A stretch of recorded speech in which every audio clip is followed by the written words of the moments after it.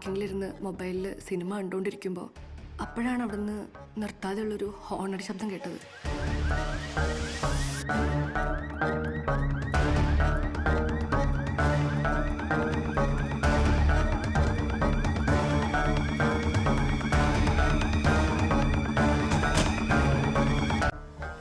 I think the cigarette belongs to the killer.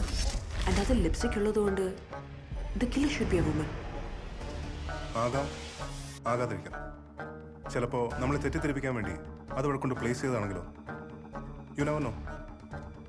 No, അത് കണ്ടുപിടിക്കാൻ it's not gonna be easy. Diya, ജോണിനെ കുറിച്ച് നമ്മൾ കളക്ട് ചെയ്ത എല്ലാ ഡീറ്റെയിൽസും ഒന്നുകൂടെ ക്രോസ് ചെക്ക് ചെയ്യണം. Yes, sir. സർ, ജോണിനെതിരെ വെസ്റ്റിൽ സ്റ്റേഷനിൽ ഒരു കേസ് രജിസ്റ്റർ ചെയ്തിട്ടുണ്ട്. കേസ് കൊടുത്തിരിക്കുന്നത് ഒരു രാധിക എസ് നായരാണ്.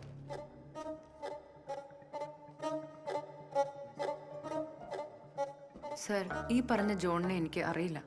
അയാളുടെ അടുത്ത് ശത്രുതയുമില്ല. പിന്നെ കേസൊക്കെ ഐജ ഇടപെട്ടാണ്.